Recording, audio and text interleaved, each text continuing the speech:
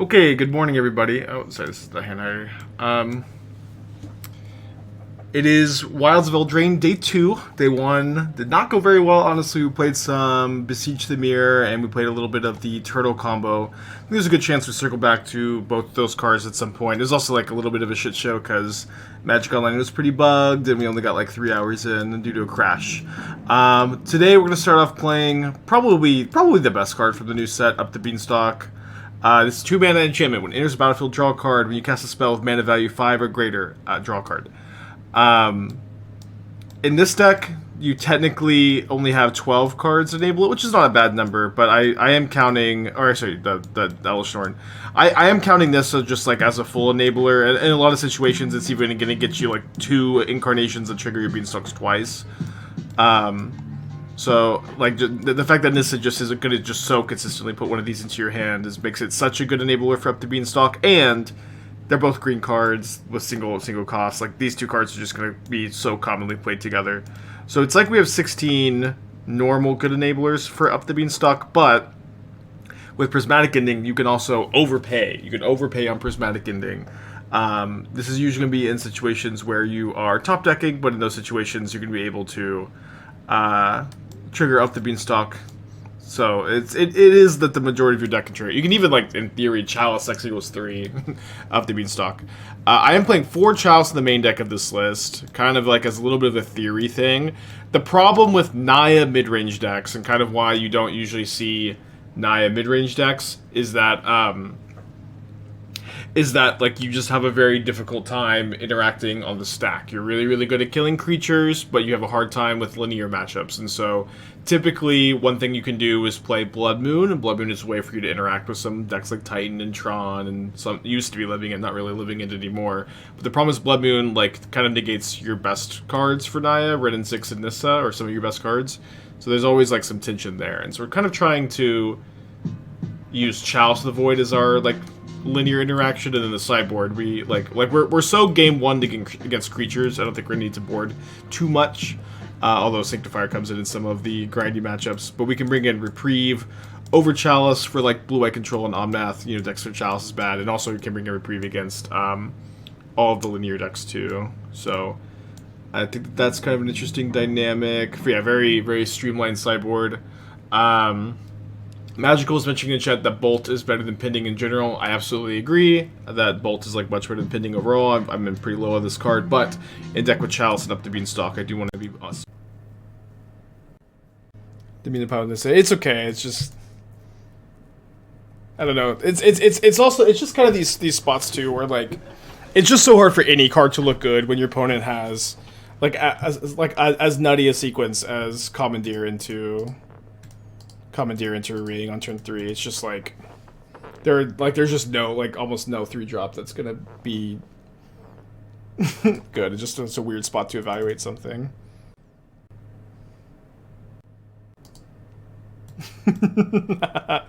So I guess this is that Storm player, huh? Let's get the Chalice down. Or the Storm list. That does have 4 Flame of Anor, actually, for the Chalices. So we'll see if we get flamed here.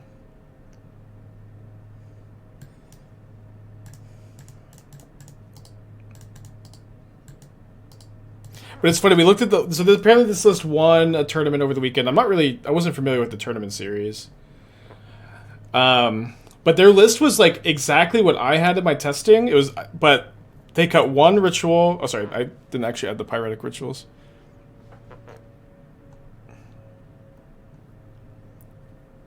Whatever. They cut 1 Desperate Ritual, 1 Pyretic Ritual. They're playing Consider over Serum Visions, which is maybe correct. But they cut a Consider, and they cut the 4th Gifts to play 4 Spikefield Hazard, which felt so weird to me. But it wasn't. Not necessarily bad, just odd. You know what I mean?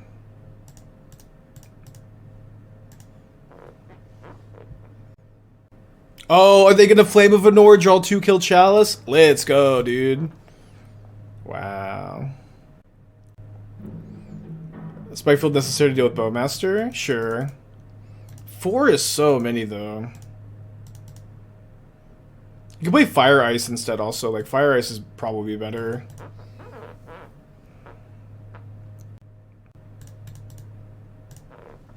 Like, Fire Ice, like, is mana reduced for Barol. It's, like, pretty good to go, like, a lot of times. Turn 2, ice your opponent's land, untap Electromancer with Remand up, or, you know, win, ideally. 4 Bowmasters are common. Yeah, I mean, I know. I know, but I don't know. I know, but I don't know. Rag, Bowmaster, scam stuff. I mean, hitting Ragavan and Bowmaster is good, I agree. Hitting Young Wolf, I don't think matters very much. That's not the kind of game you want to play as Storm, probably.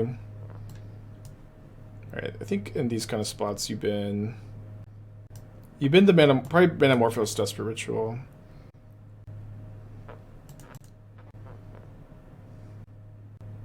Yeah, but I would think Fire Ice would be better than Spikefield Hazard. On the Plague and Grief, you Spikefield their Grief, they can't scam it. Okay, that's pretty cool. I like that.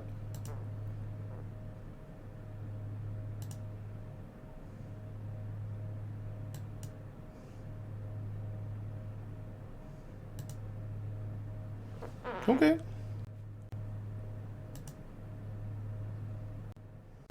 Yeah, I could be convinced. They're very unlikely to kill me here. They can draw a bunch of cards.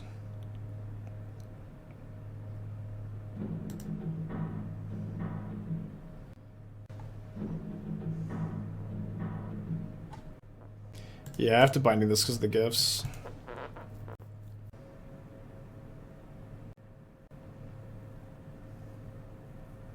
It's an impressive turn. Should be dead, right? A Electromancer gives with 3 mana floating is lethal, so we'll give him credit for the 5 mana. Plus the Passive Flame's already in the yard.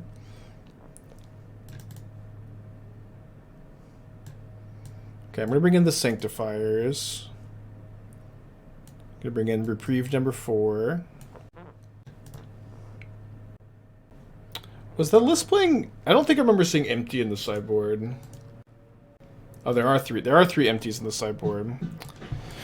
Not that we're going to be great about dealing with that in general. I think I'm going to go down to 1 Fury. Or the 2 pending.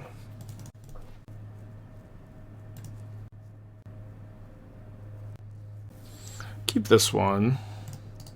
A weird ham.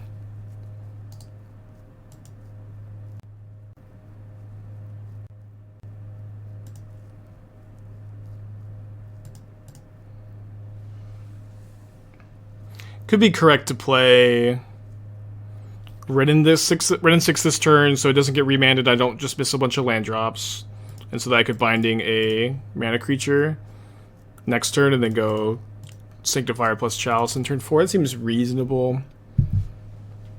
Make sure to sell Chalice main board versus sideboard and modern at the moment. I just feel like there's been a big uptick in Murktide and Hammer. I think that Living In is a deck that, like a deck like Naya, really needs to figure out a plan to beat. It's not going to be something that is just going to be easy to defeat. I'm interested in the formulas, like Naya as a Chalice deck as like a more broad concept, which is something, you know, Naya always has a problem of like having a difficult time interacting with decks on the stack. If that makes sense. Okay, another Brawl. Don't currently have another removal spell. I do feel like just playing both my lock pieces here is going to be better than holding up Reprieve against the Brawl. Going to be relatively difficult for them to combo through this. If they have... this is definitely the spots where Flame of Venor will shine, though. Chalice on 2 better. I think with them having Flame of Venor in the deck, it's hard to like just have that be your only play. But if we assume that they were a bit colder to it, then I'd be on board. Yeah, Flame of Venor looking very, very good in the deck. I don't. This is frustrating. Like I was so close. I was so close to streaming this, but I was like 0-4 off stream or something, and the deck was just not feeling that good. Not that the deck is necessarily good, but it was probably a bit better than I had thought when I was working on it.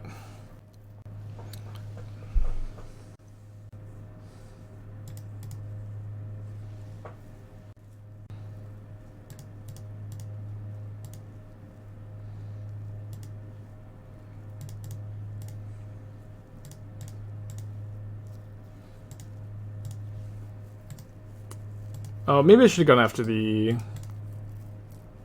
Brawl so I could attack. I don't know how important attacking is this turn.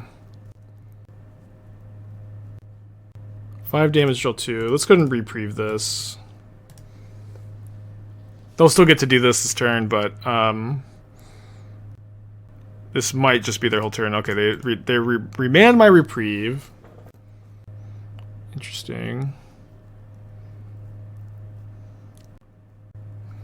What is Charmaw for? Tron.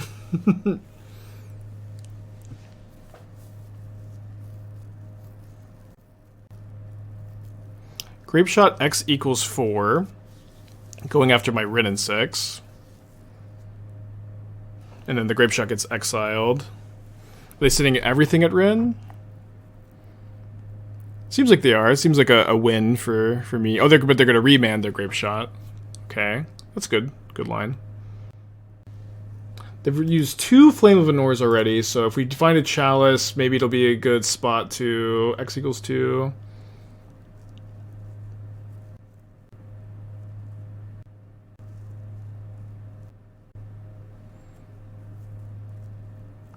Okay, that's a nice pickup. Let's discard just Arid Mesa.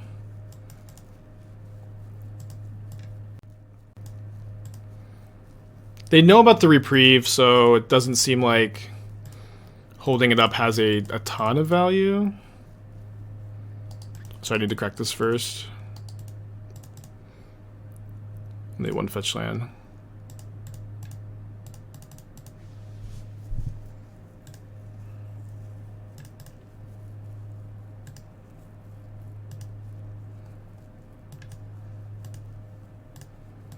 They do have a Grape Shot in their hand and 5 other cards, and I'm at 11, but they're now under a pretty reasonable amount of pressure at least. Worst player here, I think of the 21 months. Welcome back.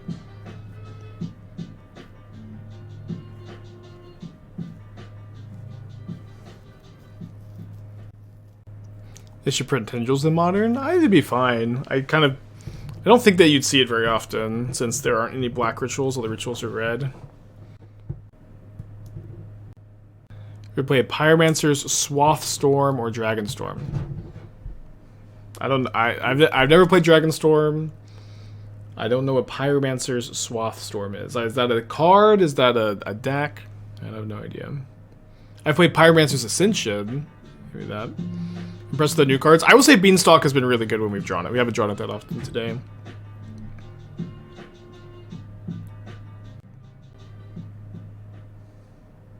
Does the Storm player give me a Brain Freeze? Yeah, Brain Freeze with Breach leads to turns that take forever.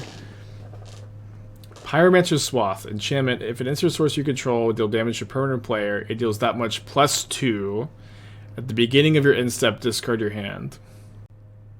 Nah, I've not registered. Have I tried 4-color Beanstalk? I haven't. I'm just kind of a bit more interested in trying Naya and Bans, because mostly because 4-color is boring, and like lots of other people are going to be working on it. Like it's like 4-color with Beanstalk is like the first thing I think that most modern streamers are going to, or one of the first things that most modern streamers are going to play with the new set, and I'm a bit more interested in trying to find something a bit more unique if possible. Be okay trading Titania for 3 goblins.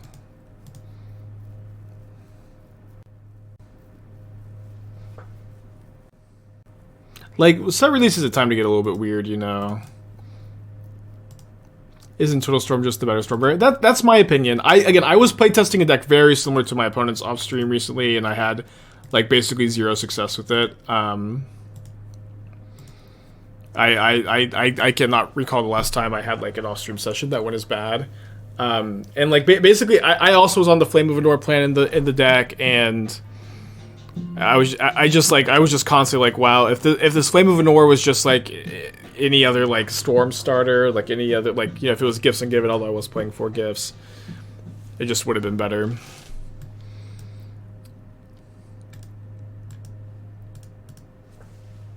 This could be bait somehow. They do have a Grape Shot, but it seemed like kind of a desperate play, so stopping the card draw seems okay.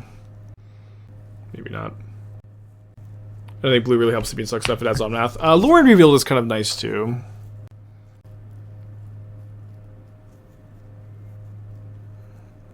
So them spike fielding the Wrenn would definitely makes it seem like they're not trying to kill me this turn.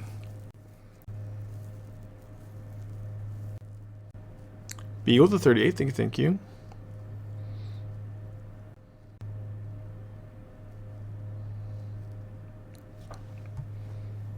So we can put them to 1. Oh, it's a 0, sorry. I counted this as 6 for some reason. Weird game. Game 3.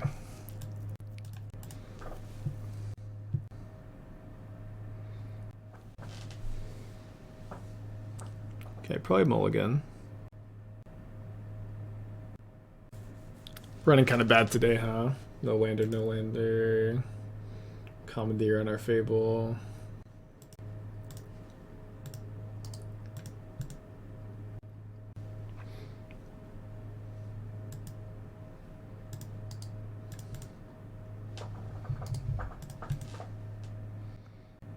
Playing Rats in the league and beat Scam Game 1. Yeah, we'll play Rats this week. I have yet to like figure out. It's gonna be a rare turn to kill. Could also just be empty. Empty for 5 goblins. I put the Fury back. Can't beat it. That's their turn 2. Awesome. Very cool. If the meta had too much Karn, do you think a 4-color build with Up the Beanstalk instead? If the meta had too much Karn, do you think I could build 4-color with Up the Beanstalk instead? I don't know what Karn has to do with that. But yeah, Up the Beanstalk is a good card. Cards in the graveyard. Nashi? Yeah, I feel like one Death Touch is a bit better. Not that like we're very excited to register one Death Touch in Modern, you know. I'll put back Nissa since this is like clean 1, 2, 3.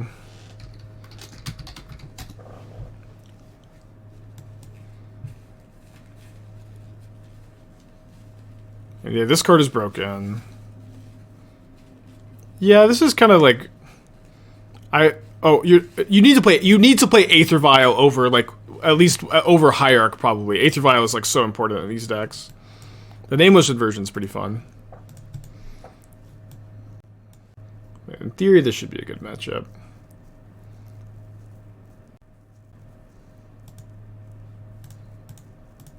Yeah, Typhoid Rat seems not good, but but Typhoid Rats I think does more than Gnawing Vermin, which is maybe not true. I don't know. It dies -1/-1, so like against Bowmasters, it's gonna kill the Bowmaster. But in theory, you should build this deck where you don't care about Bowmaster that much. I was told Vial plus Coco is bad. I don't know who told you that, but like, it's more complicated than just don't do that. At the very least, Aether Vial is much better than any mana dork in this deck, any non-rat mana dork. You know what I mean? I'm gonna save the Fury despite letting them draw a card here. I really want to be able to Furious Stoneforge Mystic if they have one. Sweet with the 46. Thank you. Time to put thought into Food Rat's twin list in your WoW video. Well, it's just not playable. Is the thing. Saga's pretty good here. Turtle with the tier 1.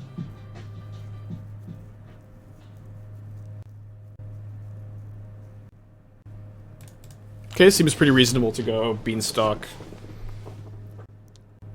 Pay for Sentinel. Fury.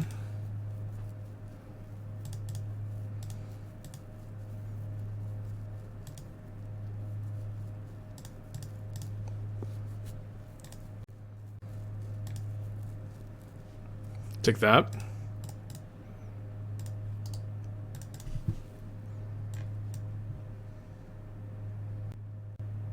Yeah, I think we'll probably do something close to this, but we'll play Aether Vial over Ignoble Hayek. We'll play Unsettled Mariner over something.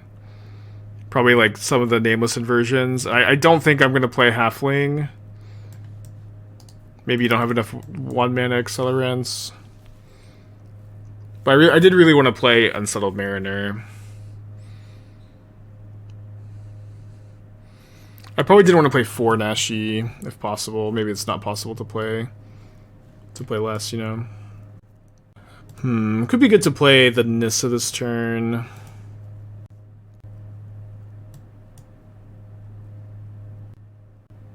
I guess they can't really protect. I'm just gonna pitch the Reprieve, so I'll play this.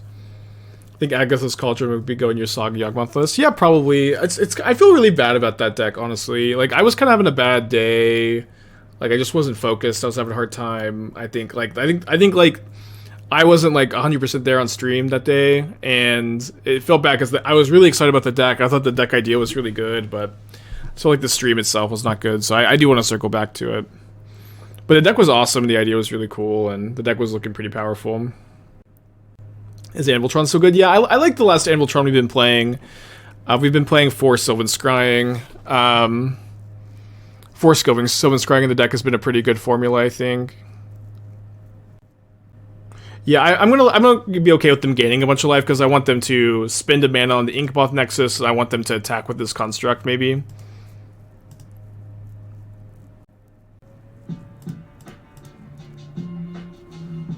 Dangerous, 18 months, thank you.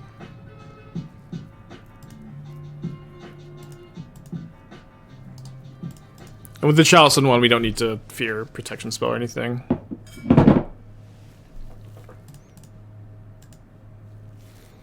So the worst thing that could happen is another Saga. Dangerous with 18, thank you. Second worst thing is a Stoneforge Mystic. Third worst is a Paladin.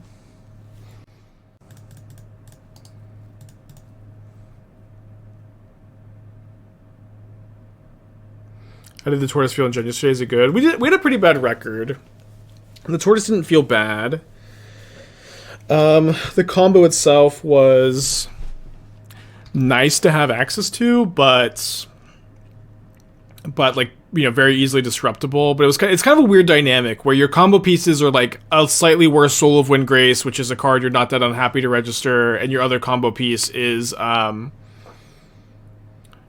you know, slightly worse Soul of Windgrace and a like slightly bad creature land. Like, and I thought that was a very interesting dynamic to have as your engine, and it did feel interesting, and it felt like something I wanted to potentially try to circle back to if possible.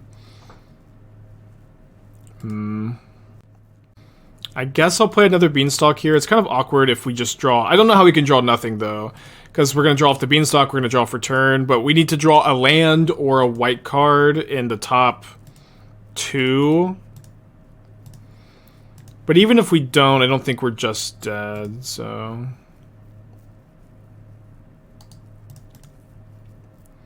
I don't know, maybe it was possible. I guess now we can even just draw a red card. Just drawing a red... Like, now white card, red card, land are all really nuts. Are any of the creature lands getting played outside of the turtle combo? No, I don't think so. I like... Honestly, like, the new creature lands are cool, but for the most part, the Adventures in Forgotten Realms, the Hall of the Storm Giants, Den of the Bugbear, even Hive of the Eye Tyrant, those are ones you probably include more often, but there's just so many good utility lands these days. Okay. That is a land that lets me cast a 5. And I also get to trigger my Nissa, because the Titania triggers Nissa. Yeah, the blue-red one is close, but like you're not going to play it in Murktide. You just really don't want to have any untapped land, or any tapped lands, I think. I would like to like play with them in some decks though. They seem to be like they really redeemed themselves from whatever Zendikar said it was that they first printed the this color cycle of lands, three lands in a row. So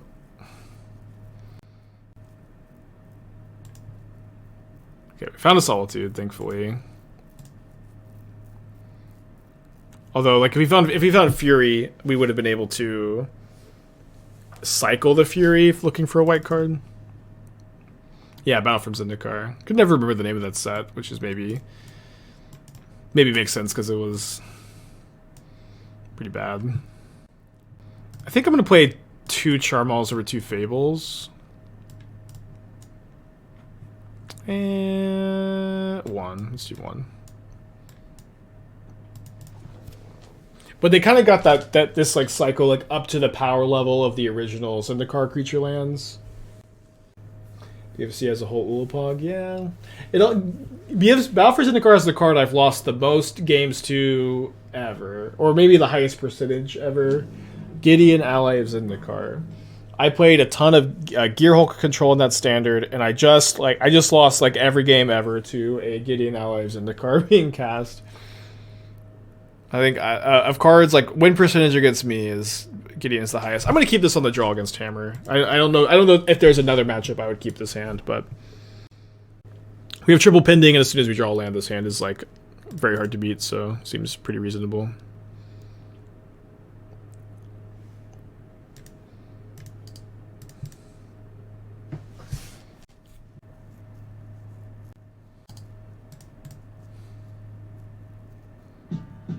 Midgard, I think with the 6 months.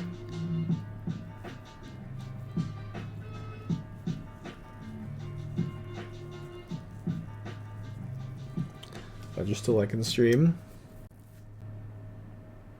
I mean, if I just don't draw a land, the fact that they didn't play a 1-drop, you know, we're not in very good shape. Can we not go back to Zendikar? I'm pretty over Zendikar. I'm also pretty over Zendikar. I think a lot of us are. Play around Cauldron. Watch live action One Piece? I haven't. I've been mostly just playing Baldur's Gate. I probably will watch it though. I've never consumed any One Piece content, and I think it might be like weirdly an okay way for me to get into the series since it's just like 8 episodes instead of 2,000 or something silly like that.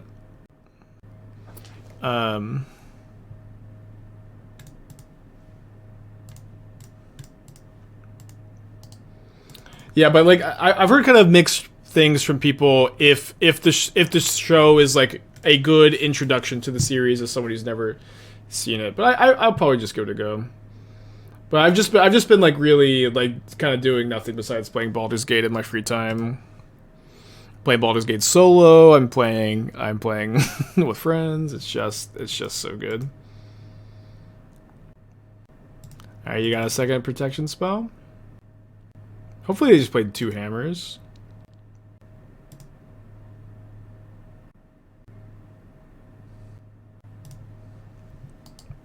Just wanted to give them the opportunity to play a second hammer here. Gross.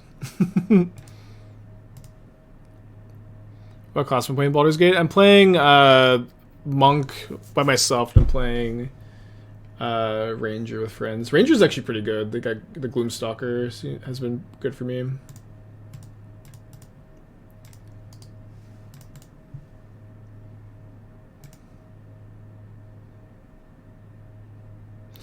They put too much money in for it to be bad. As a fan of manga, doesn't hit the same. Yeah, I will say this. I don't know. Like after the Lord of the Rings series, it just does not matter. I think how much money a show costs to make.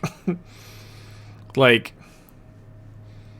I don't know. Like there's things to like with the Lord of the Rings series. I think it started really strong, but it just was so boring. It was just not an interesting show to watch. And call me old-fashioned, but that's a bad combo. All right, let's hold up the Force here, I think, and be able to pay for the Sentinel. Why not exile Hammer, giving card draw? Yeah, my hand is like all non-creature spells that get triggered off Sentinel, and my opponent's relatively far from, or at the time was relatively far from pure steel paladining. I think I'm gonna pitch the Beanstalk. Yeah. The Numenor episodes was so boring. There was just nothing but like contrived conflict and like slow world building. It was just like that part was the worst. It was just like, how did they spend that many episodes there doing nothing?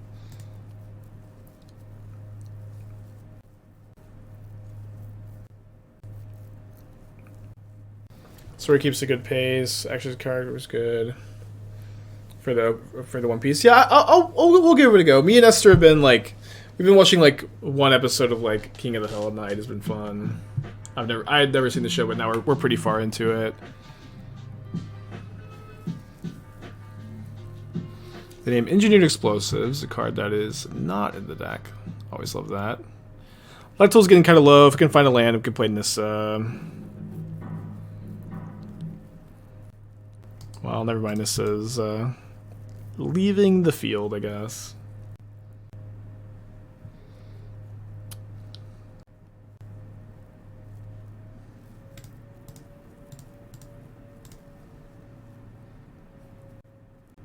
I'm going to do this so if I draw Windswept Heath, I can fetch Shock or Red Source. Gonna lose the game after double Force, Fury, double Pending, Solitude. Taps 2 mana in response?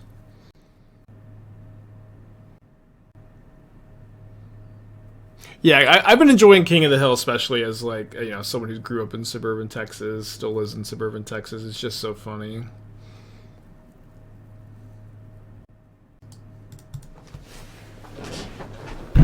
We've drawn 2 lands this game. They've been both of our triumphs. Oh, man. The RNG has been not kind to me today.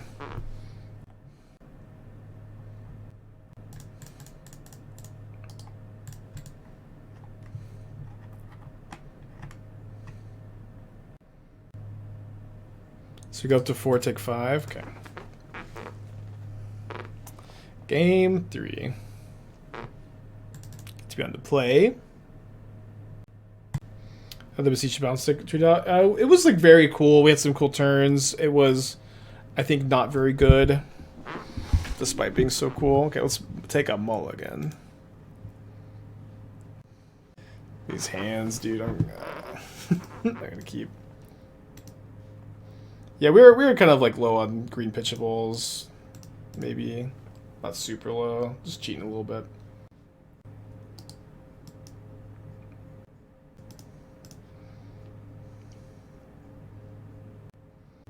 A lot of cards were pretty reasonably happy to draw here. Including that one, I guess.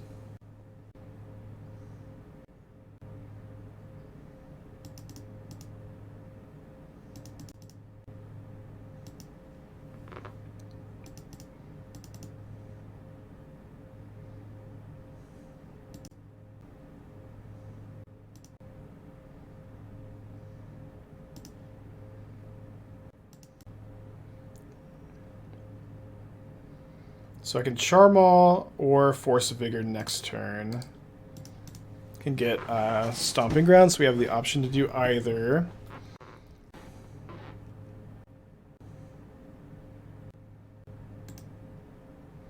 They still play Fortune. Fortune is pretty stock, yeah.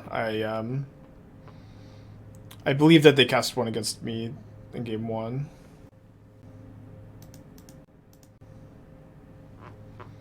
So I'm probably going to go for Binding on the Sentinel. We'll take 1. If they cast a protection spell, it'll probably end up being okay since they won't be making a Saga token.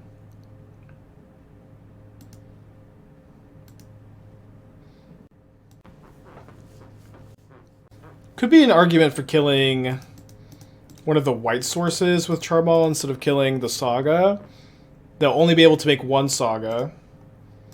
And if I draw a white or a green card, I'm pretty okay with them going for a hammer equip. And then, you know, they'll be down an extra land. Although they'll just be able to get Springleaf Drum. I did draw a green card.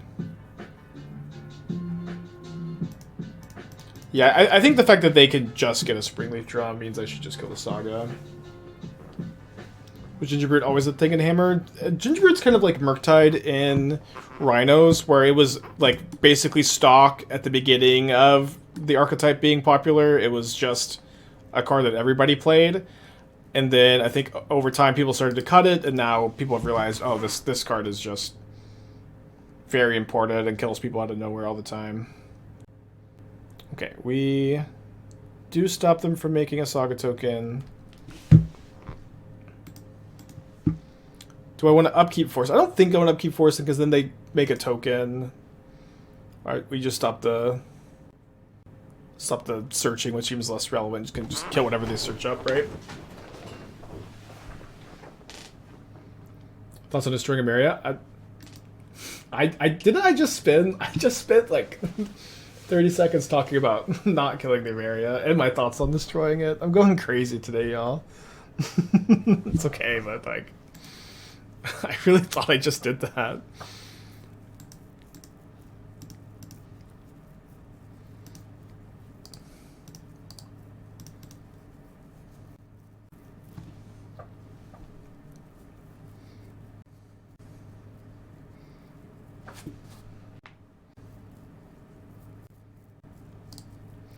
Take that one. That's okay, it's okay. It's not a big deal. Happens all the time. But the reason, again, the reason I killed the Saga instead of Emeria is, like, it doesn't really keep them off of mana, because if they need a mana, they can just get Drum.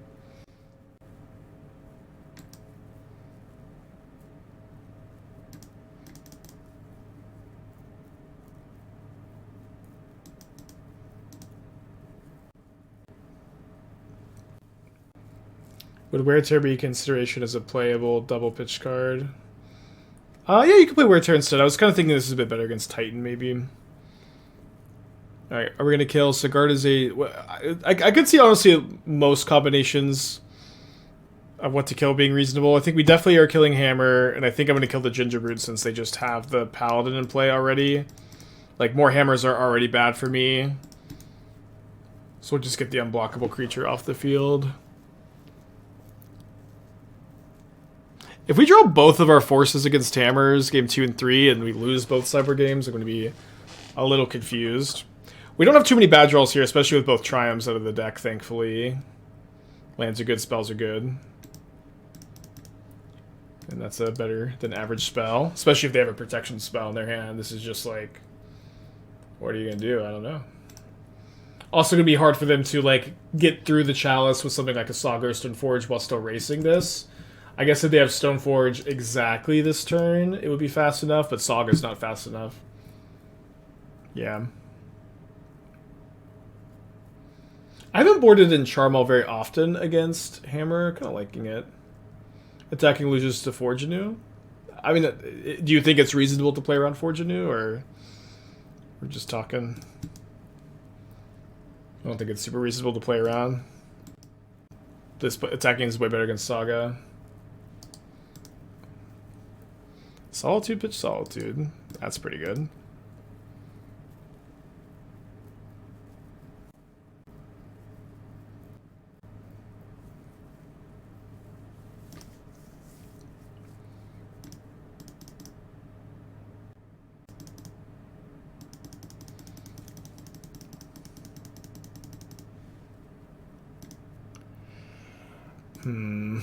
Don't think I'm supposed to use my binding now.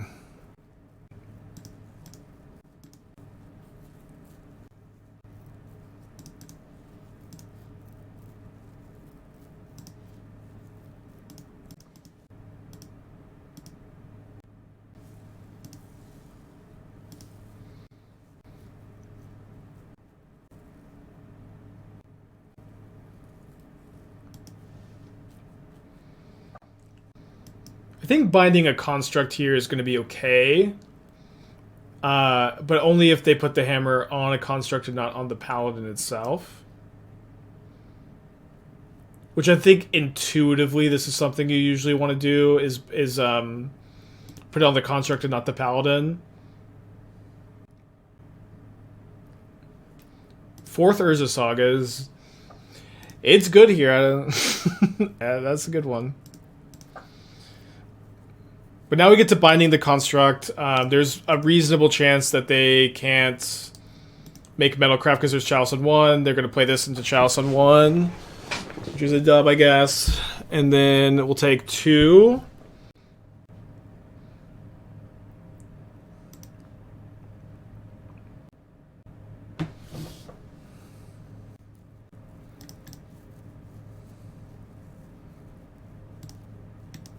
Yeah, I mean, my opponent's drawing well, but I've also, like, you know, double Force of Vigor them, double Binding, Chalice. I have 2 Solitudes in my hand. Hard to pretend like I'm not drawing well as well.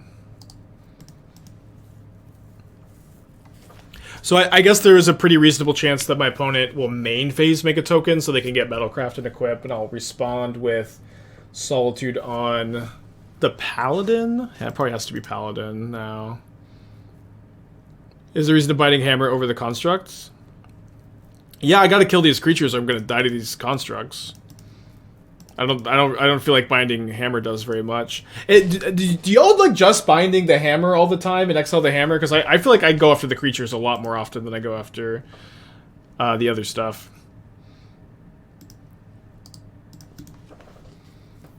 But it's a lot. There's been a lot of suggestions for the other way around, which I don't find that I do that often. Oh my gosh, I cannot believe they had another Paladin. Oh, it's so annoying.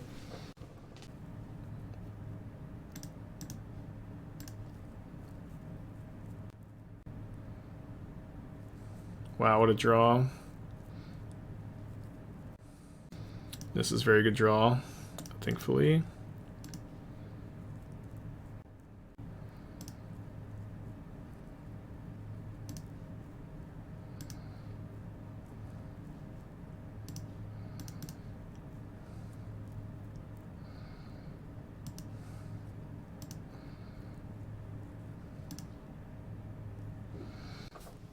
So they don't have a Shadow Spear in the deck anymore, so I think I'm supposed to go for Fury. Really want to stop the card draw. Although I guess it is pretty bad. If only I didn't have to use my Wrenn and Six, I could like kill a construct too. That would be such a big deal.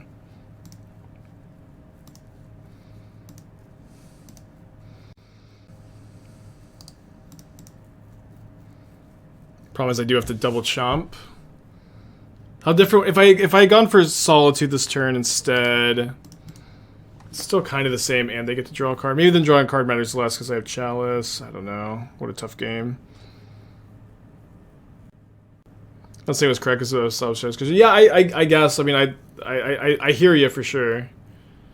I'm just trying to understand. Wait, do they not have another hammer? They must have a hammer in their hand. They must have drawn hammer. They name Wrenn and Six. That's so incredibly lucky. I can't even articulate how lucky that is. So I could keep my Nissa around, but I kind of like this, where I just get to chomp, trade, next turn Solitude here, block here.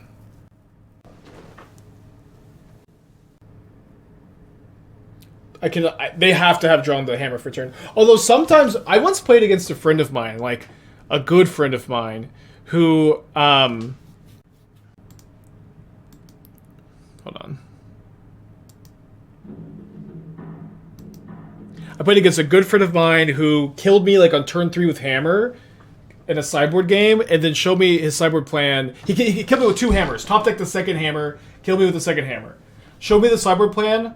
My boarded out 2 hammers. Boarded out 2 hammers. and killed me by top decking the second hammer. It was so ridiculous. Isn't Hammer in Hand dead? Yeah, that's what I'm saying. Hammer in Hand is dead. So, like, that's why they didn't get the Hammer off the Saga. Would have been different in this game if you had Hammer and Aid instead of Hammer and Ginger. I don't know. There's so many moving pieces.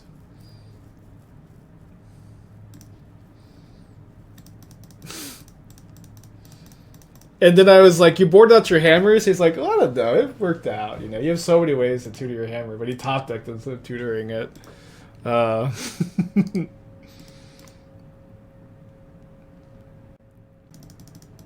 So funny.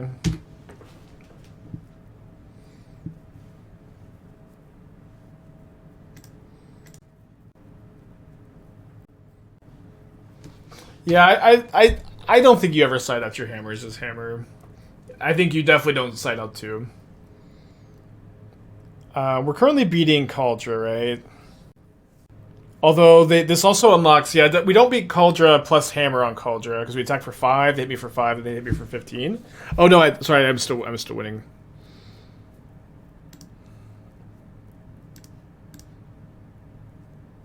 Okay. So I could Boseiju hammer. I think it's better to Boseiju hammer than Sagardazade since they only have one hammer left in the deck.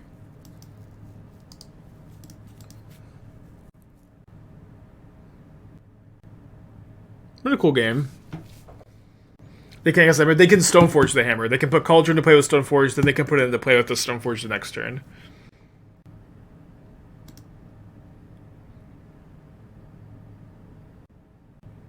And so that's going to be their plan. Boseiju the Needle, then... Oh, I guess I can just Boseiju the Needle and kill them next turn.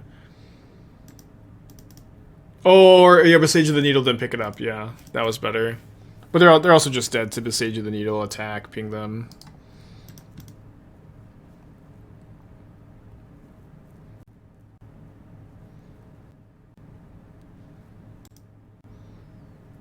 I think there's nothing they can have, so let's just do it. Oh, they have Solitude. They have Solitude. I did this last time where I was like, oh, there's nothing they can have, and they just have Solitude. So we want to at least get them down to 1 first.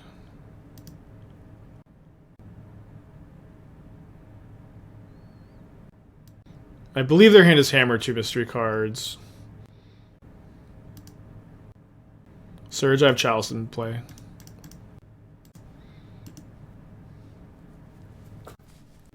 So now if they have Solitude white card, they can Solitude their Stoneforge Mystic, which I beat, and they can Solitude their Kaldra, which I also beat. Since they won't be able to hammer. They did! I did it! I played around a card! Let's go! I did it! I played around a card. Okay. What are they targeting? They're targeting the Stoneforge Mystic. But this locks their hammer out. So I guess they could top deck... I mean, even if they top deck another Stoneforge... Okay, top deck another Stoneforge, they leave both back, then they just die to the ping. Hooray, I played around a card. Successfully. Although, obviously missing the just...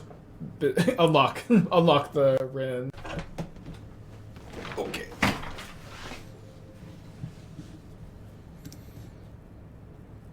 Alright, we drew a Beanstalk, mission accomplished. Overthought it, yeah, it could be very easy too.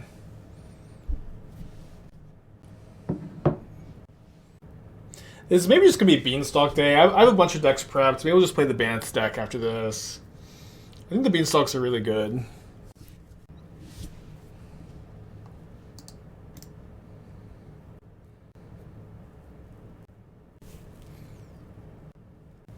Basic Mountain, Suspend, Rift Bolt, huh?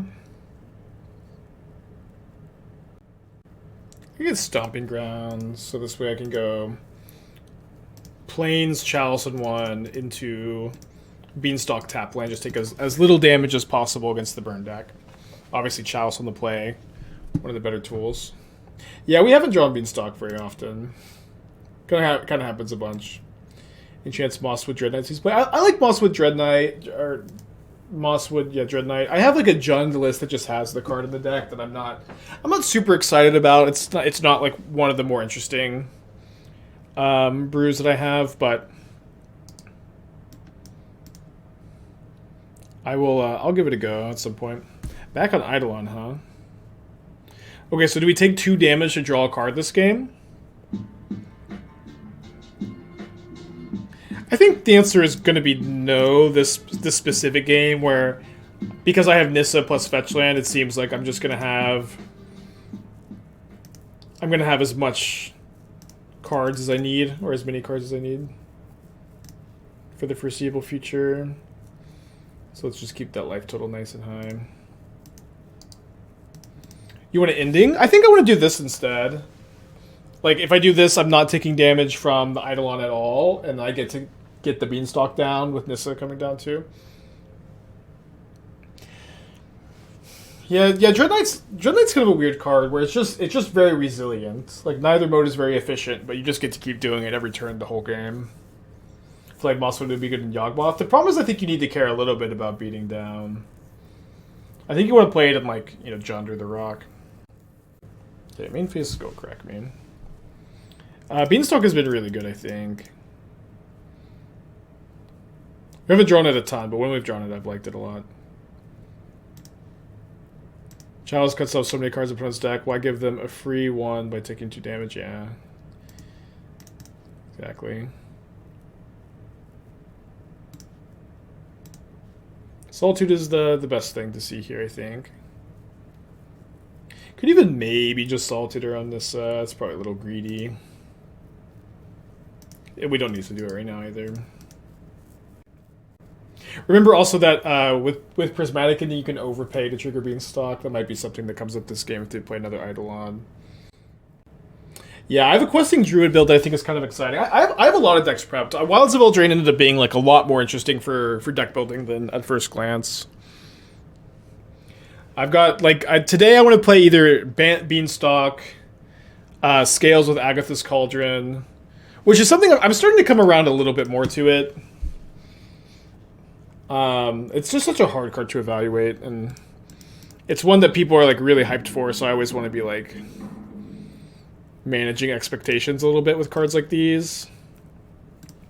But I'm starting to buy into the hype some more. I have a Knight of Sweet's Revenge deck. We'll play that this week too. I would ideally like to get through like my first like initial 10 decks this week, so we're gonna be doing some longer streams. It is obviously okay if we don't get to all of them, because I've definitely done this a few times, just like, just 2 matches with a new brew. Oh, we're going to the next one, you know. And then like 2 weeks in, I'm like out of decks. It's okay though. It's, you know, I say this like every set release. I just need to be a little bit more comfy, like circling back to stuff instead of feeling like I need to have something new all the time. Where do I bunny food? Yeah, I have not built a bunny deck yet. I'm having an exceedingly hard time building up a bunny deck. Band Beanstalk. I tweeted the Band Beanstalk deck. It's also in the Moxfield. Shout out Moxfield. Shout out cool stuff. Shout out NordVPN. About Cauldron Yogg. I think Cauldron and Beseech the Mirror both have potential in Yogg. To play Beseech and Yogg, you need to play Colony Garden. And I think you probably don't play both Cauldron and Beseech, but you could play either one.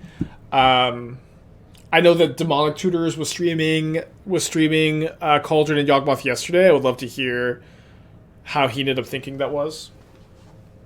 Is Elvish Archivist worth messing with? Yeah, I have a pretty cool Elvish Archivist list. This maybe in like a next week kind of deck. It's kind of like a weird Scales variant with Aether Vial. But I've been trying to build. Yeah, we'll go for that. I've been trying to build. I don't have enough. Sorry, I don't have enough green mana. So just got the Solitude. I've been trying to build a Scales deck with Aether Vial for a while, and I just felt like I was one good vialable 2-drop away. And like this card, this card also draws cards, and like it also like when you vial a artifact creature in on your opponent's turn, like if you go turn 1 Aether Vial, turn 2 Archivist, vial in a Sentinel or a Zabaz, you get 2 counters on it immediately. I think that's pretty cool. So I'll pull up that list in a second. Just give me some time to sideboard. Probably a bad matchup. Happy to have won game 1. Obviously, Chalice with the play. Pretty big deal. Yeah, I think Titania over the Norn is good. I always was waffling back on it on the Omnath list. Usually I like to post lists as I play them, but this one I'm pretty excited to show off. I think you still need to play Ballista. I think you can cut the hanger back from a deck like this. And then also like we're playing the power conduit Aether Vial plan, which makes top deck vials better. Power conduit is also just kind of ridiculous in this deck in general with the Scales and the stuff. But Sentinel in theory should be better than in other decks at the moment in the Bowmaster meta. So yeah, excited about this one at some point. No rush. Got a lot of cool decks to get to. Okay, mulligan to 5. Mulligan to 4. I don't think I can keep 4 lands Nissa, so yeah, this hand has a Chalice at least. So my 4-card hand is going to be this. I'll get basic mountain probably. Any chance of storming with Beseech? That's the potential to cast itself 4 times. Well, if you cast itself 4 times, then you have to have 4 things in play to sacrifice, which seems incredibly difficult. I don't know. Seems tough. Oh, I also need... Someone suggested trying to play Knight of Sweet's Revenge in 8 key. I need to make a note to try to build that.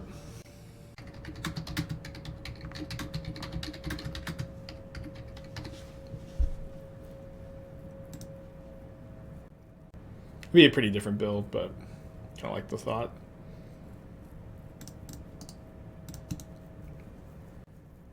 I've lost Amulet Tide making constructs once or twice. Doesn't happen very often.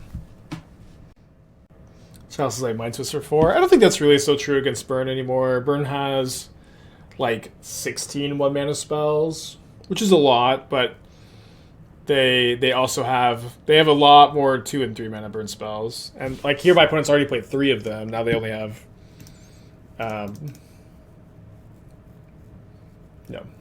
13 left in the deck. I'm at 10. If I correct this fetch, just 2 or 3 mana burn spells get the job done.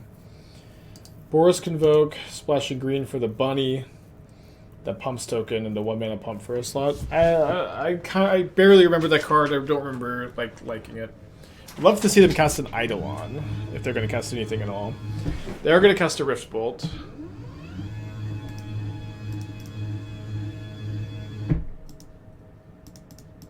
This is a good Multifor, though.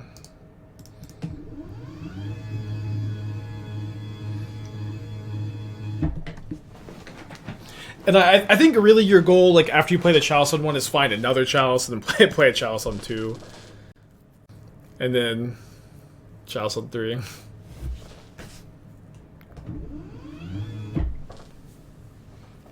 Treasures and Pinset Prism? How are you getting the treasures? This is like not EDH where people are like going crazy about treasures. Sack your treasures. Don't you need your treasures for mana also? Oh man, Searing Blaze is so good. Don't you need your treasures for mana? For your storm turns, you're just going to sack them to Beseech the Mirror. But this is, again, it's just not EDH. You don't just have a million treasures hanging around. I'm going to keep the land so we can draw Chalice on 2. Failed. How come Burn seems kind of bad lately? Does it? I don't know. I feel like Burn's pretty good. Evan with the 51 months. Let's fucking go.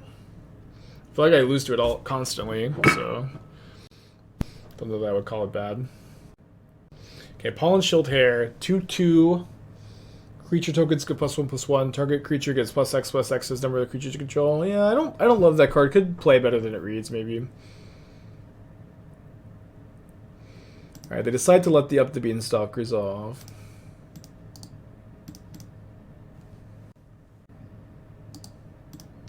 Yeah, I guess the uptick in hammer. The uptick in hammer is probably making Burn a little bit tougher. Ugh, they have smashes. Guess they always have smash now. Alright, get 2 in the play. I don't know about Pioneer. Do you think Treasure Cruise and Dig Through Time could work with Beanstalk and Pioneer? Well, the thing is, like, if those are your only payoffs, it's not worth it. And I mean, I like drawing a lot of cards, but the problem with Treasure Cruise and Dig Through Time is not that they don't already draw a lot of cards by themselves.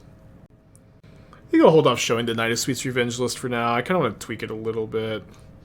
The current build is not super interesting.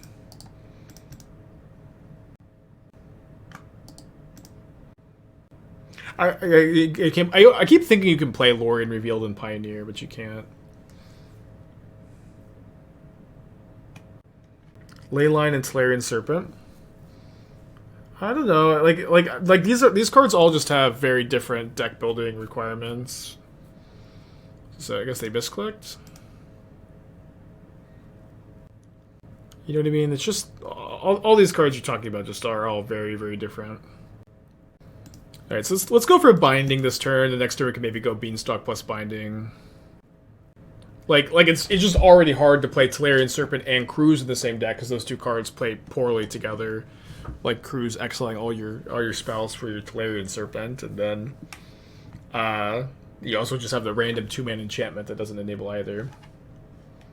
Any thought for Surginger? My thought is Surginger is like very far away from a playable constructed card, or or modern card at least. Maybe you could play it in Pioneer, but I'm kind of confused why people like are like. I know the card has a lot of text on it, but the text doesn't really line up to be something I want to register in any deck.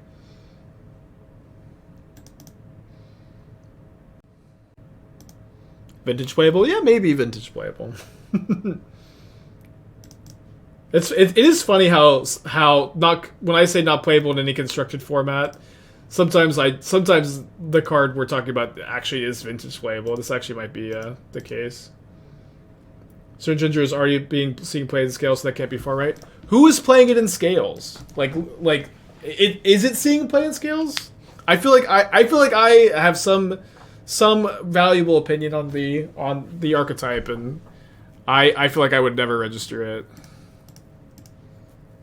It was in the top 8 in Scales from this weekend. In what format? In the SCG? I don't remember I don't know. I'd like to see a list, but yeah. And yeah, in Pioneer Scales maybe, but I would like to see the list.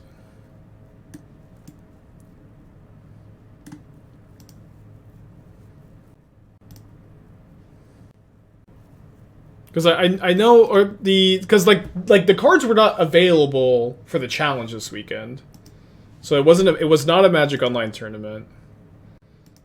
Yeah, I'd be down to look though, because I remember seeing so I got 3rd place in Saturday's challenge with Scales, and then there was another player I believe who did well with Scales at a different challenge, and maybe there was one in, or maybe that was the SCG. And I remember I remember that list was basically my list with only 1 copy of the ring, and it was playing welding jars with the main. It was like -2 rings plus 2 welding jars was what I thought it was, but maybe I'm misremembering.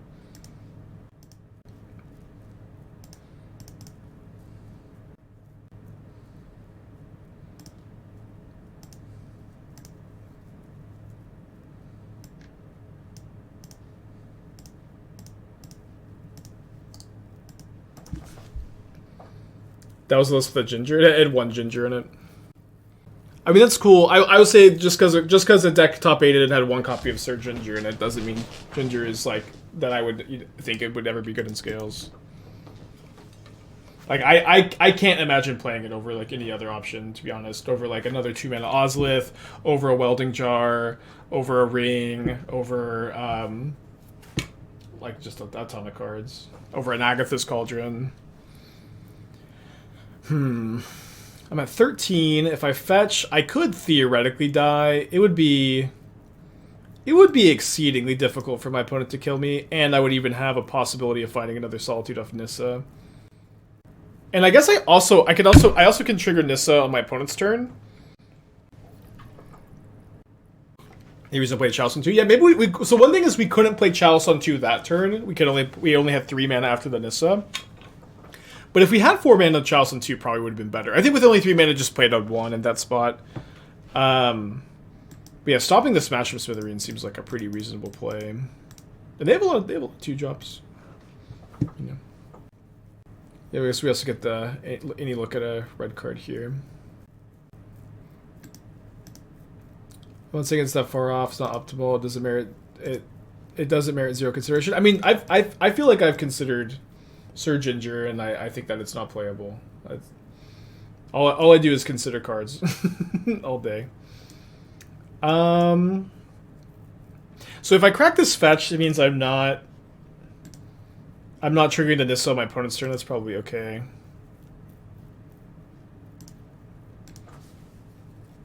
So I can get the 5/3, which would be a bit better to Solitude if I do draw another Solitude.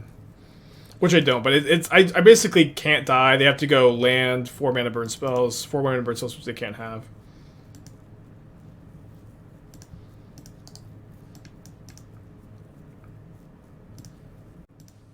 The Four Seasons list I see.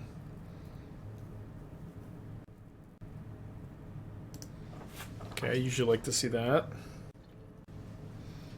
Like you consider Bowmaster? Yeah, I forget that you have to play every opinion you ever state has to be followed by, but I could be wrong. Remember that I could be wrong. Remember that I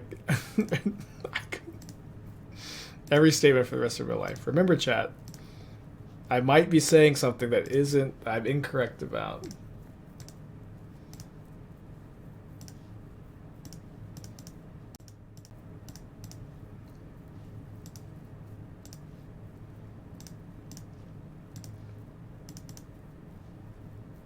Oh. Should have. I do have a planes in the deck, but I can't get the planes, so I should have done that the other way. So I can't play the Fable.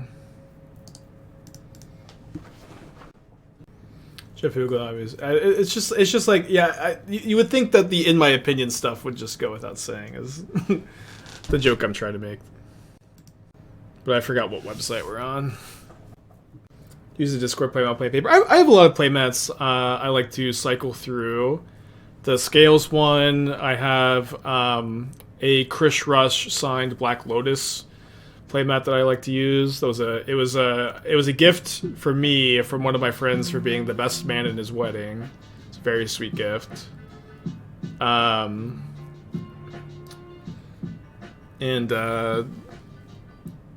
then I also have this basic forest here. I have a friend who sketched it for me and put it on a playmat. He did a few different playmats for some of our friends, so I use this one sometimes too. Benjamin with 8 months, thank you. So they bolt me down to 9, then they go Boris Charm, Bolt. That still allows me to crack this fetch for the planes.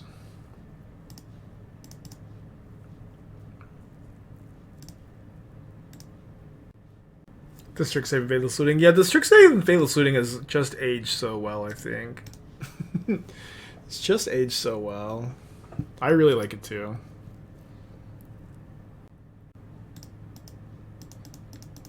I think having a creature that attacks for lethal by itself is kind of nice. You don't get to draw a card. Can't really lose this game, I think, for what it's worth. Yeah. P playmat, like the really shitty art one. I made a TikTok with it too. Pretty borderline hand. Let's give it a go. The idea why Scales had good Scales finish had a Chalice of Life in the sideboard. Okay, I would guess that the Chalice of Life being reported in wherever you saw it was a misrecorded Chalice of the Void, because Chalice of Life is just tap, gain a life, right? Yeah, I would almost guarantee you that it's supposed to be a Chalice of the Void and that it was just misinputted. Turn 1 Saga. Okay, so we can go Binding plus Boseiju.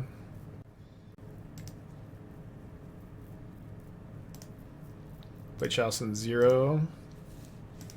Stops their Summoner's Packs.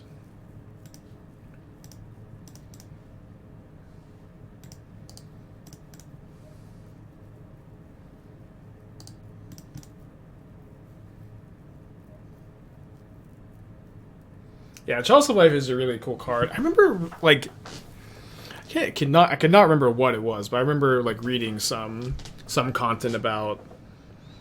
I don't know if it was like Wizard employees, but there were employees who like had a high-paying job and they would just play Magic during their lunch break or whatever, and they would play casual Vintage, so they would have like just powered out decks, but it wasn't old school. It was powered Vintage or casual Vintage, and like what I think the person posting talked about how their win condition was just Chalice of Life. Okay, saving the fetch land for Nissa, hoping to draw a Binding or Wrenn and Six or basic planes. That's a good one. Now we are pretty cold to Titan bounce land, huh? How often do they have a Titan in the bounce land? I mean, if they have a Summoner's Pact, like, they can't really do anything. Also, okay, what is going on? Like, this is like I've been playing against a lot of Titan players lately, and they just have stopped copying Amulet of Vigor with Mike and Sith Gardens. They just don't do that anymore. Like, why did they not copy it this game? Because does it just not matter? Because they're just going to win super easily? It's just too many things. But this just keeps happening to me over and over and over again. I keep playing against Titan players, and they just don't copy it. It's very odd.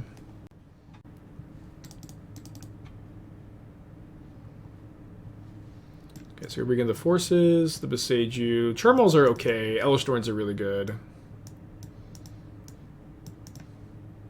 Reprieves are good too. A lot of potential sideboard cards. I'm gonna cut the Furies. I'm gonna cut the Fables.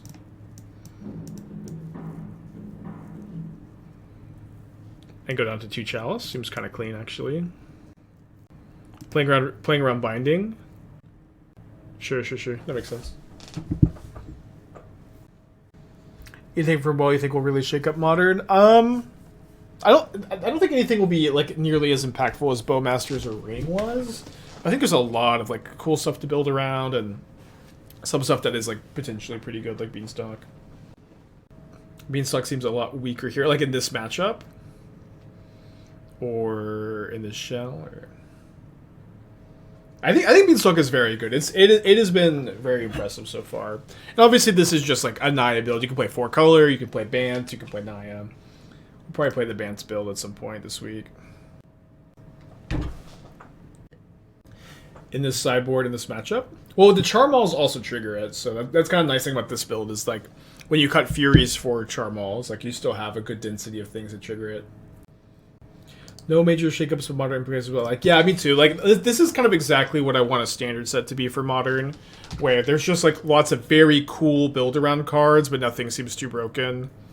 Another Saga Amulet start. So kind of unfortunate I can't Beanstalk and Reprieve next turn. Maybe somewhat comfortable to just hold up Reprieve. I feel like this deck has been theories that you cut. Maybe. Like, there's obviously been some moments. Huh. Cycle Generous and play a Forest. Zusa always a pretty terrifying Magic card. It does seem like I should just hold up Reprieve. I can just Binding the Amulet end of turn. The fact, like, it's not very likely that 3 of their 4 cards are non-tap land, Titan. But it also doesn't seem very likely that my opponent can double Titan under really any circumstance. And if they go like Pact for Titan, it's pretty nice because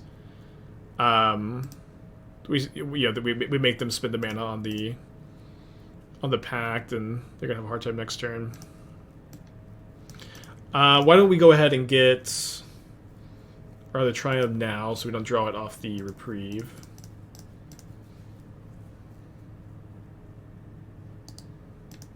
We drew a Charmaw, which costs 4 mana. So it'd be great if they played another Saga, I guess, or something that discounted this by 1 more. Then we could go Charmaw plus Binding. Otherwise we can go Nissa, play Arid Mesa, cast the Binding, and then just leave the fetch land up on my opponent's turn so I can cast the Reprieve and not get the card from Nissa. That seems kind of reasonable. So their hand is Titan, Celestia, Sanctuary, Mystery card. We're getting attacked for 1. They did not play another land that discounts Charmaw. Sometimes I daydream about like a Wastes Urborg. You know what I mean? A land that makes all things able to tap for colorless, and then you can have 2 mana Charmaws that you can't play on turn 2. Second Binding is pretty cool. So I'm gonna play my Nissa, I think. I guess I can also just go Binding, hold up Reprieve. Okay, that seems good.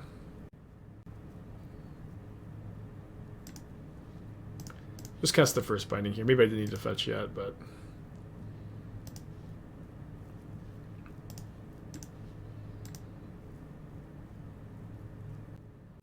I think I'm gonna binding on the amulet instead of the Azusa.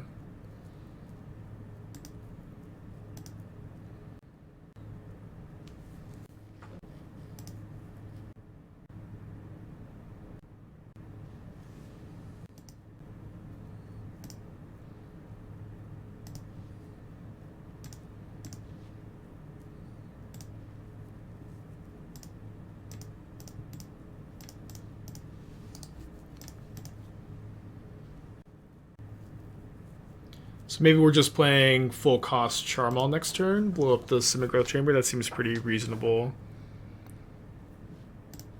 Forces, not a bad draw. Plus we get a card from the Charmaw, from the Beanstalk.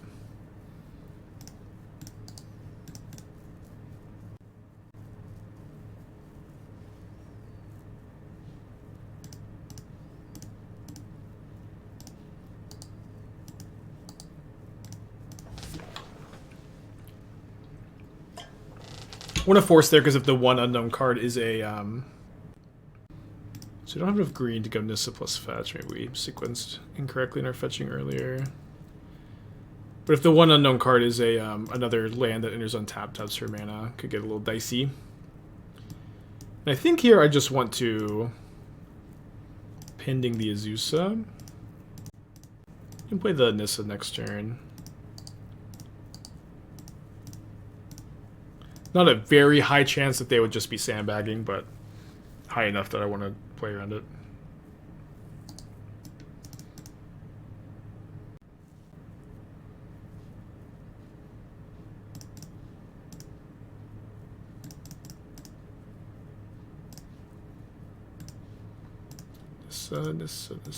Nissa.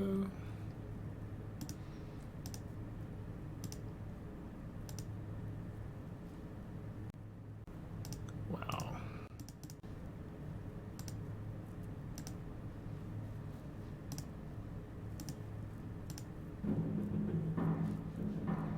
We should have two Titanias. I don't know which one's probably fine.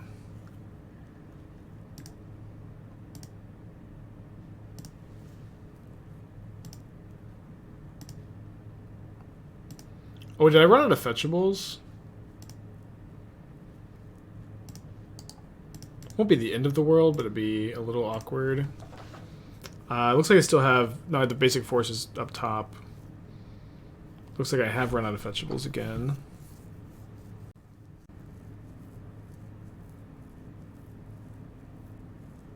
It's a pretty sad Bajuka Bog. Well, that is the... That locks her up. Charmaw, draw 2 cards. That is a good feeling. 4 mana, 4/4 flyer, draw 2, get a land. I think I like our sideboard plan. Let's click submit.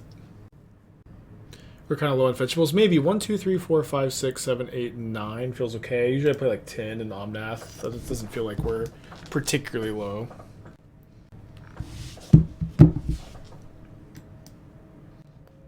Yeah. Boseiju, Binding, Solitude, Beanstalk. Thank you, Bada. I appreciate it. This was the meme I made from a long time ago. I don't know how you found it. Obviously, you're way wiser than I am. I'll save it also. I'll download it so we can share it with future generations to come.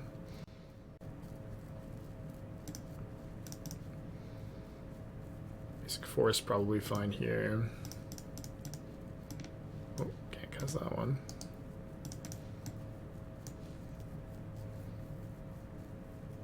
I don't think you want... Maybe you could play one more Titania on the board. I don't think you'd want too many. Okay. Well, I don't have my green card anymore. So if they play a Dryad, they should still be 1 mana short of casting a Titan by just itself. Plant Beans. You may play an additional land this turn, 5/4 reach. What the fuck? Any bean planters in the chat? We're really playing this over Explore? Come on, y'all. Please play Explore instead of it, right? Surely.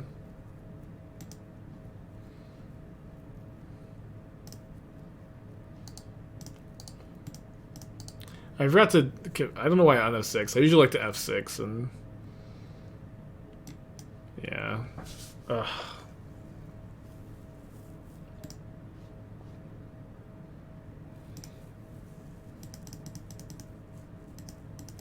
Can pact into it? It's packed. It's a pactable Explorer. I mean, just packed into a Zeus instead, right?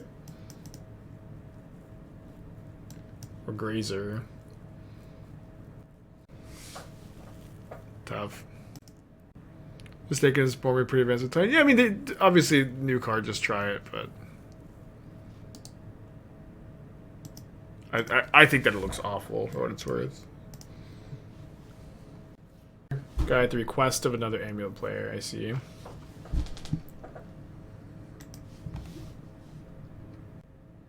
What we'll keep. The idea is to skew towards beating Scam and Merc. If I was going to be playing Scam or Murktide and my opponent cast that card instead of Explorer, I would usually be pretty happy, maybe unless I had Bowmasters or something.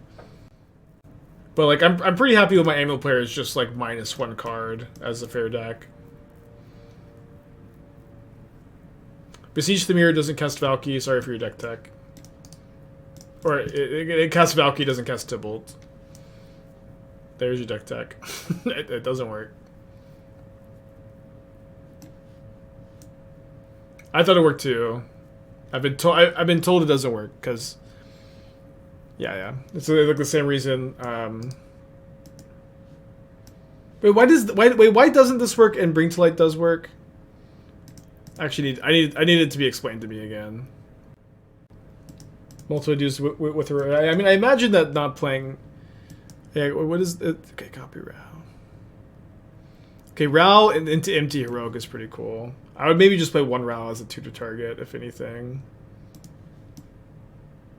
It needs to be CMC4, but yeah, but it doesn't bring to, how is Bring to Light worded? That's different.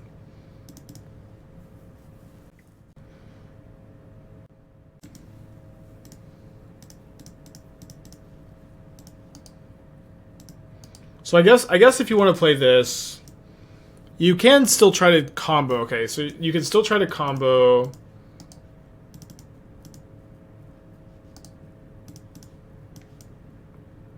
But you're just not going to play Valky. And you're going to copy Beseech the Mirror into Empty plus Heroic Reinforcements. Which is probably better than the creature that Dredge plays as the 4-mana creature, or whatever that card's called.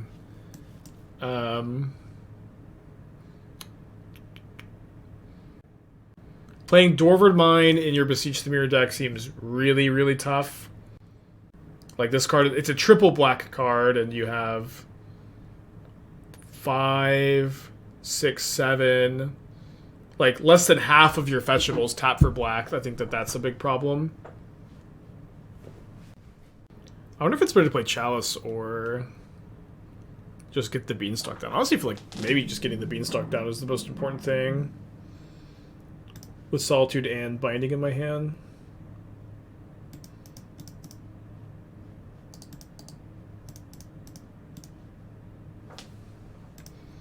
Like, I'm kind of... Well, I guess I'll just Pending, but...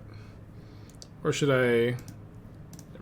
Think about maybe saving Pending for Blood Moon, but... Let's do this. Yeah, I was thinking about Flame Kinzilla for a second. I also kind of feel like you need rituals somehow in this deck. Like your storm count is just going to be too low even when you do your thing.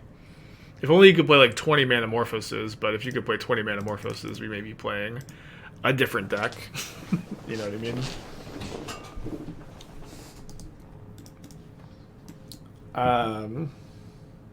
I don't know. You can't play Valky. I would play only one Rao.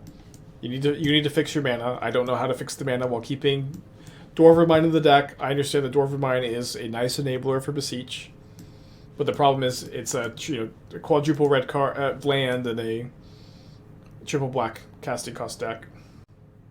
Beseech checks the spell. Okay, thank you. Collector's Vault seems like a fine addition. I agree. Trying to get a lot of treasure tokens seems good. I would probably play the Strike It Rich over Ragavan. Like Ragavan is like to play only Ragavan as your only creature that's like weak to removal is oftentimes very awkward. You end up just having like going from like their Bowmasters having like no good targets to oh my gosh they just have Ragavans, and same thing for Lightning Bolts and Pendings and stuff. I think I'm reprieving my own Chalice. It's kind of close, maybe.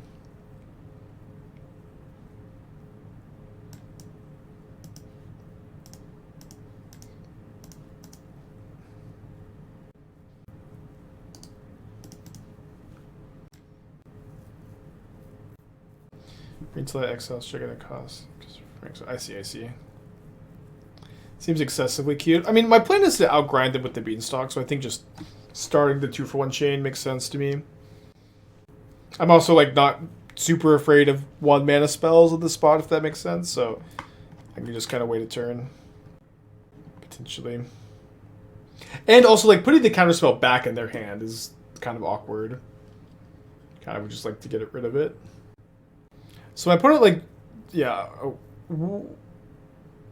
So they wanted to play, they had Island Iteration, and they wanted to play the Island so that they could cast a 1-mana red spell. I guess that makes sense when they know I have Chalice in my hand. I actually like that decision point a lot from them. Doesn't seem like playing a land off the Iteration makes a lot of sense, so, or it matters very much, rather. Good play. But it does get a chance to dump any 1-mana spells. Well, not removal spells, you know what I mean? Like, the 1-mana spells are like Spell Pierce, removal spells, creatures. It doesn't seem like they've had the creatures and cantrips. But like it just... A lot of them still just get stranded in the hand. We can go Nissa, play Boseiju into one other thing. I think I'm just going to lead on... Binding. And we get to see if we draw a white card before we do anything else. We don't draw a white card. Yeah, I think we just take the Ragavan and then take your Connive, opponent. And then our Nissa will be protected from any removal spells. They'll probably discard a removal spell here. Discard a Ragavan. It's definitely nice in this spot. They've already used 2 counter spells, so it's going to be kind of tough for them to just like Murktide counterspell here, but obviously they could. But we also get to go Nissa first, which is nice.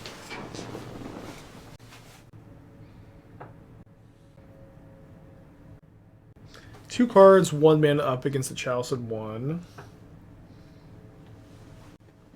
If I find Fury off Nissa this turn, I'm probably casting Fury instead of Solitude. We do have to fetch Shock. I don't know. Maybe I'm like living a little bit too much in fear of Murktide. Drawing Fury for turn probably means that...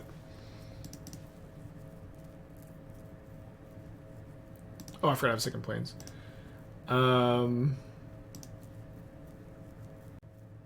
Probably means it'll be fine. I don't know. Maybe it doesn't mean that.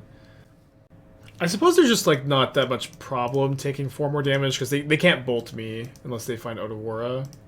I can also draw a white card and maybe evoke Solitude this game. They discard Spell Snare. This card's a consider. They must have 2 1-mana spells in their hand, I think, if they're gonna even not just... If they're ever gonna not immediately dump both those things. And I guess I actually just kill the bigger Shredder like this. This makes sense. Just gotta make sure you don't die to Murktide, you know.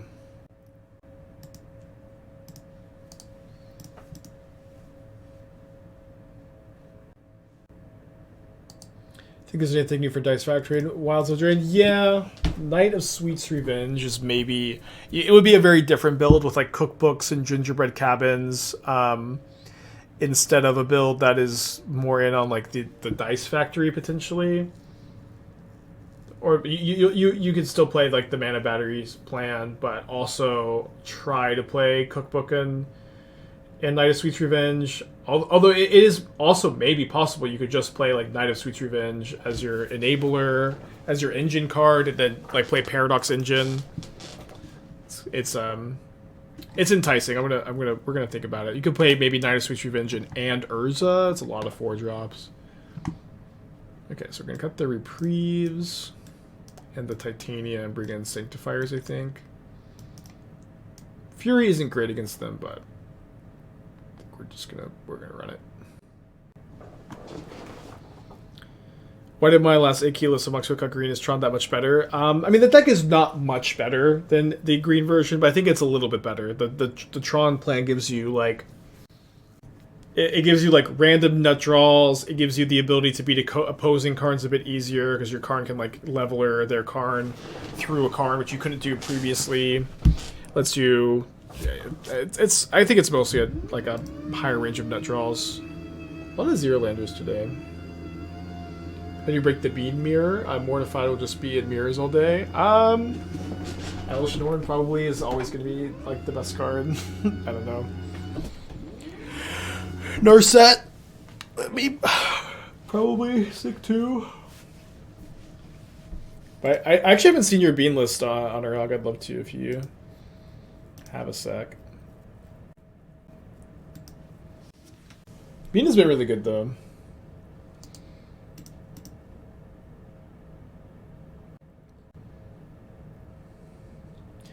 Boseiju, we could just play around Blood Moon, I think, with our fetching. I'm not too worried about it. Maybe I should be. Well, if any card helps a mulligan to 5, it's always that one. I haven't made one. I gotta get Logic Knot in my system. Oh, I forgot to play a Logic Knot in the banned list. We'll definitely play a Logic Knot. Probably okay to go down to Typhoon. Get a little light on win cons.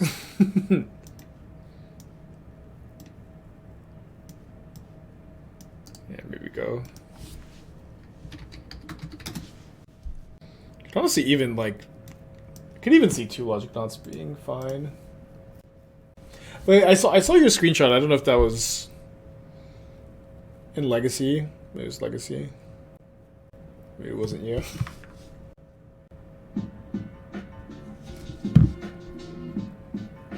Yeah, just one colonnade, all problem solved forever. Yeah, we haven't played Chalice or Pending to draw a card for 5 yet, but would love to.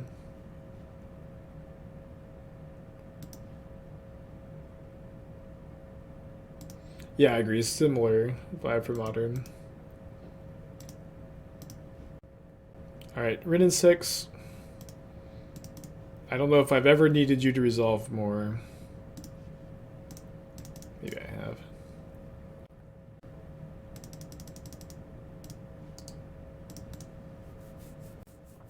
Of course.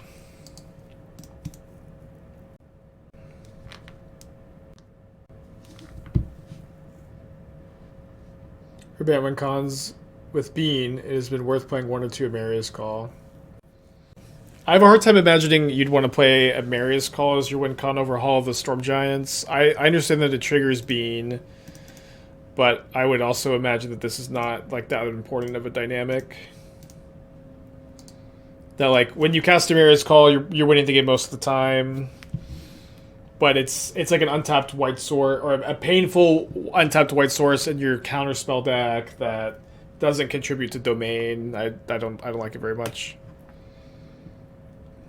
But I do think you could play a Bean Amaria's Call deck somewhere. It just doesn't feel like normal control. It'd have to be like Lotus Field or something. I mean, somehow if we could just go draw Fetchland, Nissa, Fetchland, Fable, that would be really good. Seems kind of unlikely my opponent would have nothing to disrupt that, even if I did draw the Fetchland. Well, they exile counterspell to Iteration, so they, you know, looking kind of nice. We'll just get Spell Pierced again really quickly. Too bad with your regular land, not Fetchland. Oh, Wow. And I guess we hold the forest? We could, if they play Blood Moon, we'll keep it, but as of making this comment, I think I might like to loot it away. Does Bean make miracles and turns good again? Again? I guess miracles was good when Sanctuary was single. Turns has never been good. I don't think it's very likely to make me more likely to register Terminus in a deck. Maybe a little bit more likely, but I think I'd rather just be registering Nissa instead of Terminus in most Bean builds.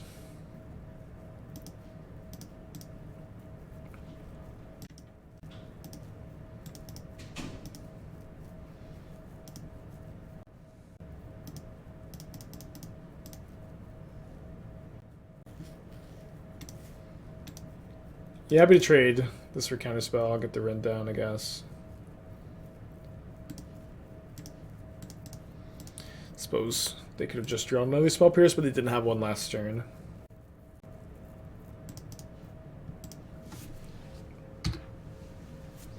Up the Beanstalk could be nice in Affinity. I don't really think so. Like, Affinity is so good at drawing cards already. Affinity already has access to tons of really, really good draw card effects.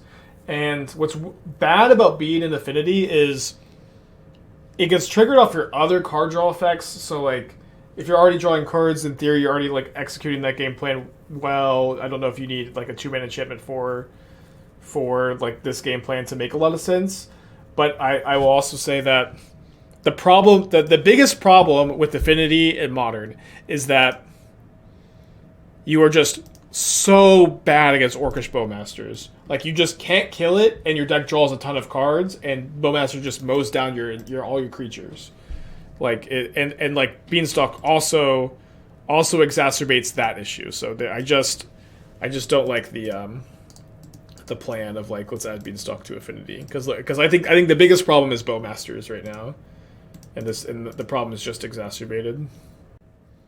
I'm not planning on going to Vegas. I'm kind of like I took such a long trip to Barcelona. I just need to skip this one. I'll be going to Atlanta and then Dallas also. So I got a lot coming up. Bean seems gross with the Ori. I think it would have to be a Pioneer thing. But also Pioneer doesn't have, like, I guess you have Binding in Pioneer. Sign of Draco. Yeah, I haven't seen that suggestion yet.